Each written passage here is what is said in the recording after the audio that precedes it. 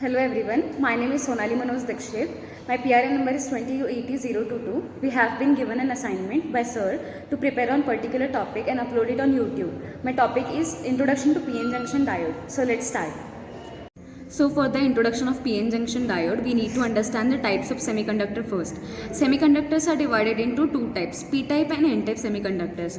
In p-type semiconductors, holes are majority charge carriers and electrons are minority charge carriers, and the negative sign with the hole indicates that it is acceptor ion here in p-type semiconductor. And in n-type semiconductors, electrons are majority charge carriers. Here we can see that electrons are majority charge carriers and holes are minority charge carriers, and the circle with the positive sign indicates donor ion. And next we'll go to other part. By doping one side of silicon crystal with p-type impurity and other type by n-type impurity, we can convert silicon crystal into PN junction diode, where junction is border, where p and n-type region meets. Here by using p-type and n-type, we can make a diode. We can form a diode using silicon crystal. So this is the border, the junction where p and n-type regions meet. This is the junction.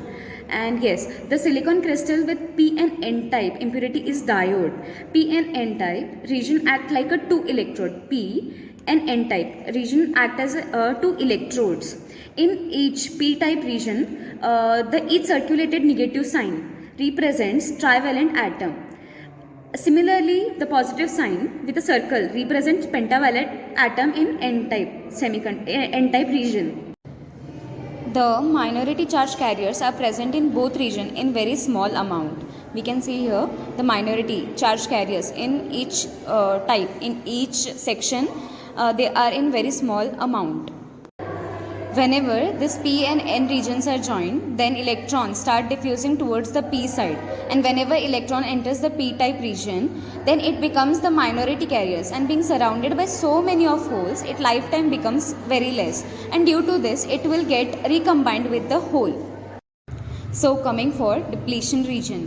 Depletion region contains both positive and negative, which are immobile in nature. And it also contains few charge carriers which are thermally generated in this depletion region. In depletion region, the ions get set up by the electrical field, which point towards the positively charged ion to negatively charged ion. And due to this electrical field, only few electrons from negative side are able to cross the depletion region. Same goes for holes.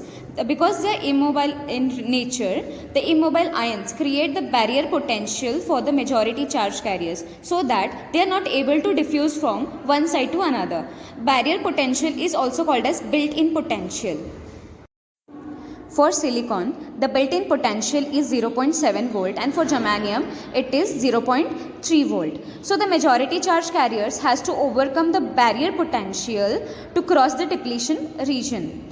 Only few majority charge carriers are able to cross the depletion region when there is no external supply.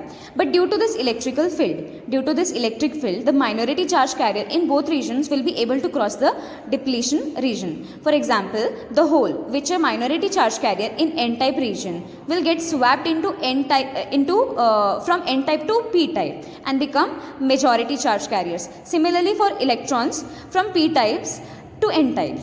Due to this built-in electric field, the majority charge carriers are able to cross the junction, but minority charge carriers are not able to cross this junction. But whenever there is no external biasing, then the flow of electron due to electric field and due to diffusion will get cancel out each other. That is, the flow of minority charge carriers and majority charge carriers will cancel out each other, so that it will overcome the current in the circuit. So that overall current in the circuit will be 0, and same goes for holes too. Whenever this PN junction is not biased, then the overall current in the circuit will be 0. So to cross the depletion region, external biasing is required. So let's see the biasing type of PN junction. There are two type of biasing type, that is forward biasing and reverse biasing. So let's talk about forward biasing. In this case of forward biasing, the positive terminal of the source is connected to the P side and negative terminal is connected to N side. In this condition, the external electric field is in opposite direction to the built-in electric field. Due to this, the effective electric field at the junction will get reduced. So in this, electron from N-type region and the holes from P-type region will get pushed towards the junction, and due to that, width of depletion region will get reduced. So effective resistance offered by depletion region will also get reduced. So if the external applied voltage is increased further, then the width of depletion layer will get reduced. And when the applied voltage is more than the barrier potential of PN junction diode, PN junction, then the resistance offered by the depletion region is negligible. For example, for silicon crystal, if the applied voltage is more than 0.7 volt, in that case, resistance offered by the depletion region is negligible. In that case, electron from N side can cross the depletion region and once they get crossed the depletion region, then they will get attracted to the terminal of battery. Yes, again they will get attracted to the terminal of battery, and as we increase the external applied voltage, the more and more electrons and holes will be able to cross the depletion region. Due to that, they will contribute in flow of current. The holes are nothing but the absence of electrons in particular location. Holes does not move from one place to another, but due to the movement of electron, we can say that the holes are also moving. So the next part is reverse biased PN junction diode. In this, negative terminal of the battery is connected to the P side and positive terminal of the battery is connected to N side. So in this condition, the electrons which are majority charge carriers in N-type region will get attracted towards the battery, and similarly the holes on the P side region will get attracted to the negative terminal of the battery. Due to that, the ions will get created near the junction. So we can say that the width of depletion region will get increased. So in reverse bias condition, as we increase the reverse bias voltage, the width of depletion region will get increased. And due to this, the depletion region offers the more resistance to flow of majority charge carriers. That is, virtually there is no majority charge carriers flow.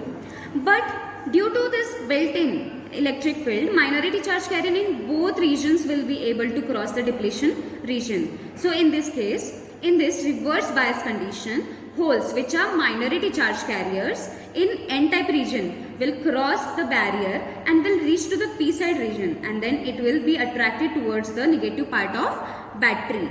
Same goes for electrons in P side regions. Which are minority charge carriers and will go to N side and then get attracted to the positive terminal of the battery. So in reverse bias conditions, we will get the flow of current due to the movement of minority charge carriers. But as the minority charge carriers are very less, the magnitude of current in this reverse bias will be low as compared to forward bias condition. So the flow of current which exists in reverse bias condition is known as reverse saturation current. And the term saturation comes from the fact that it reaches to the maximum level very quickly, and it does not change significantly whenever we increase the reverse bias voltage. So that's all from my side. Thanks for watching.